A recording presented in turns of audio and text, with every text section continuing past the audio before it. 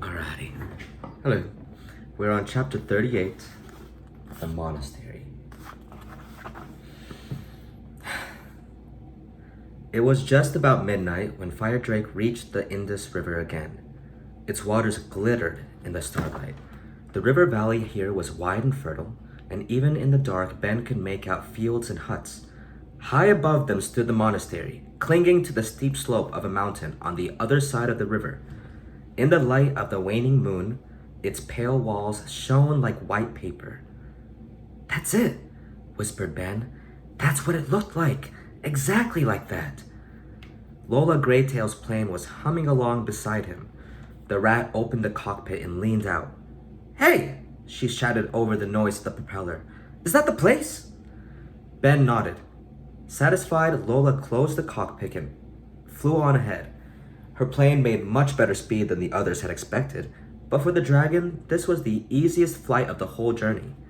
He soared silently over the wide valley, left the river behind, and rose toward the high monastery walls.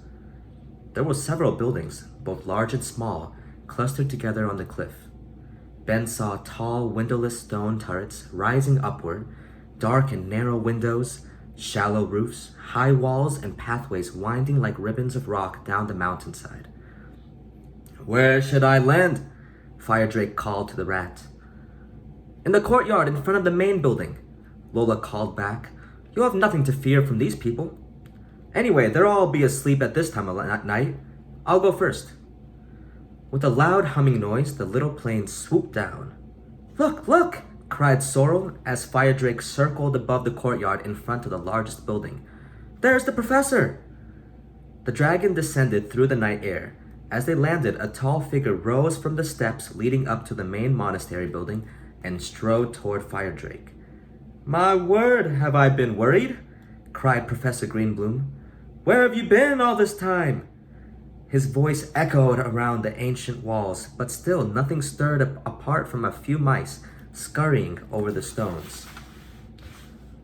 "We were delayed, had to save our little human here from ending up inside a giant bird," Sorrel told him as she clambered off Fire Drake's back with her backpack. "What?" The professor looked up at Ben in alarm. "It wasn't so bad," said Ben, sliding down the dragon's tail. "Not so bad," cried the professor when he and Ben were face to face. "Good heavens, you're scratched all over!" "Scratched but not eaten alive," Sorrel pointed out. "That's something, right?" "Well, yes, if you look at it that way." Barnabas Greenblooms took a step backward and almost stepped on the rat's plane. "Hey, look out!" squeaked Lola shrilly. "Watch where you're stepping, can't you, you great clumsy lump?" The startled professor turned around. Lola Greytail clambered out of her cockpit and jumped down in front of him, landing heavily. "Hello, Professor. I've heard a lot about you," she said. "You have? I hope it was all good." Professor Greenbloom went down on one knee and shook the rat's paw gently. "And whom do I have the pleasure of meeting?" he asked. Feeling flattered, Lola giggled. "Greytail," she replied. "Lola Greytail, pilot, cartographer, and on this occasion, foreign tour guide." "We flew slightly off course," explained Sorrel, joining the two of them. "How's your journey, Professor?" "Oh, peaceful enough." Barnabas Greenbloom stood up with a sigh. "But Guinevere says." He paused, scratching his head and looking up at the dark windows of the monastery. "Although, to be honest, I don't know if I ought to tell you this." "Guinevere said what?" asked Ben. Twigleg leaned against his cheek, yawning. "Guinevere says," continued the professor, clearing his throat, "well, she claims she saw a nettlebrand." "Where?" cried Sorrel. The professor's remark gave Twigleg such a shock that he stopped yawning, and Fire Drake and Ben exchanged anxious glances. "What's up?" Lola threaded her way through all the long legs around her and looked questioningly from one to the other of the companions. "There's someone after us," growled Sorrel. "We thought we were rid of him, but we could have been wrong." "Well, why don't I make a little recon flight?" asked Lola helpfully. "Just tell me what the person who's after you looks like and roughly where he might be, and I'll be off in a jiffy." "Would you really scout around for us?" asked Fire Drake. "Yes, of course." The rat passed a paw over her ears. Glad to. Makes a nice change from measuring stupid mountains and boring old valleys for Uncle Gilbert. Right, what am I looking for? A brownie, a human, dragon, or maybe something like the little homunculus thingy-magami over there? Fire Drake shook his head. It's a dragon, he said, but a much bigger dragon than me, with golden scales. And he has a mountain dwarf with him, added Barnabas Greenbloom, a dwarf wearing an oversized hat. My daughter thinks that she saw them both in the river down the large suspension bridge where a landslide had fallen on the road. I know it, said Lola Greytail casually. I'll go take a look around. Quick as lightning, the fat rat was back in her plane. The engine purred, and the little aircraft shot up into the starlit sky. Soon it had disappeared, even from Sorrel's keen sight. That rat moves fast, said the professor admiringly. It's a load off my mind to have her scouting for us. How did you meet her? Oh, rats get everywhere, replied Sorrel, looking around. You just have to wait around and a rat is sure to cross your path. She's a niece of Gilbert Greytail, who sold us the map, Benrick explained. Her uncle sent her to survey some of the mountain regions that had still looked blank on his map. He looked at the professor. Lola says there's no such place as a rim of heaven. Barnabas Greenbloom returned Ben's gaze thoughtfully. Does she? Well, in your place, I'd put more faith in what the Jinn showed you. Let's try to decipher his directions. Come on. Putting an arm around Ben's shoulders, he led them toward the great flight of steps leading up to the main monastery building. I want you to introduce you to someone. I've told him all about your quest, and he's been expecting you for quite some time. Firedrake and Sorrel followed the two up the long flight of stairs. This is the Du Kang, explained Barnabas Greenbloom when they reached the heavy front door. It was painted with strange figures, and the handle was skillfully made of wrought iron. It's the monk's prayer and assembly hall, although it's not very much like our churches at home. There's a lot of laughter here. It's a cheerful place. Then he pushed open the heavy doors. The hall they entered was so high that even Firedrake could stand upright in it. Although it was dark, countless lamps burned in the great room, their flames flickering. Tall columns supported the ceiling.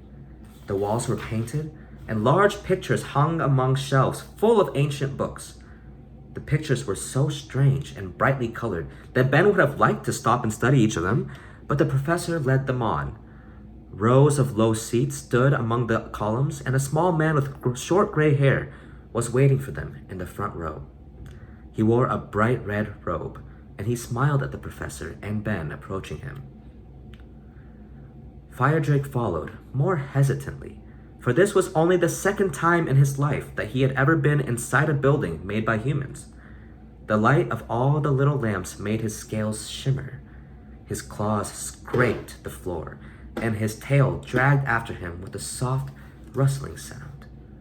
Sorrel kept close to Firedrake, her paws on his warm scales while her ears twitched nervously and her eyes flickered from column to column. Trees, she whispered to Firedrake. Look, they grow stone trees here. They stopped in front of the monk, who bowed to them. May I introduce the venerable Lama of this monastery, said Barnabas Greenbloom. He is the highest-ranking monk here. The Lama spoke in a soft voice. Welcome to the Monastery of the Moonstones, Twigleg translated for Ben. We are very glad to see you. According to our beliefs, the arrival of a dragon announces a great and happy event, and we are equally glad to see a dragon rider under our roof again after so long a time. Surprised, Ben looked from the monk to the professor. Barnabas Greenbloom nodded. Yes, that's what he said. The dragon rider whose tomb Zubaydah showed us visited this place. Indeed, he paid it several visits, if I understood my friend the Lama correctly. They even have a picture of him hanging over there. Ben turned and went over to the niche in the wall indicated by the professor. A large pictorial scroll hanging between two bookshelves showed a dragon in flight with a boy riding it. There was another small figure sitting behind the boy. Sorrel, said Ben, excitedly beckoning for the brownie girl to join him. Don't you think that looks almost like you? Firedrake came closer too, and put his hand over Ben's shoulder curiously. He's right, Sorrel, said the dragon in surprise. That figure does look like you. Oh well, said Sorrel, shrugging her shoulders, although she couldn't suppress a proud smile. Dragons have always had a special liking for brownies. Everyone knows that. I can see one difference, though, whispered Twigleg from his perch on Ben's shoulder. The brownie in that picture has 4 arms. 4 arms? 4? Sorrel took a closer look. So it does, she murmured. But I don't think that means much. Take a look at the rest of the pictures. Almost everyone in them has any number of arms. You're right, they do, said Ben, looking around. Many of the pictures on the wall did indeed show figures with several arms each. What do you think that means? Come, look at this, cried the professor. The dragon rider left something here long ago. The llama led them to a small wooden shrine standing in a niche behind the altar of the prayer hall. These, Twigleg translated again, are the sacred moonstones given to the monastery by the dragon rider. They bring health and happiness and keep evil spirits away from this valley. The stones were milk white and not much bigger than Ben's fist. They glowed as if moonlight was caught inside them. Break the moonlight, whispered Ben, looking at Firedrake. Remember? Do you think the djinn meant for us to break one of these stones?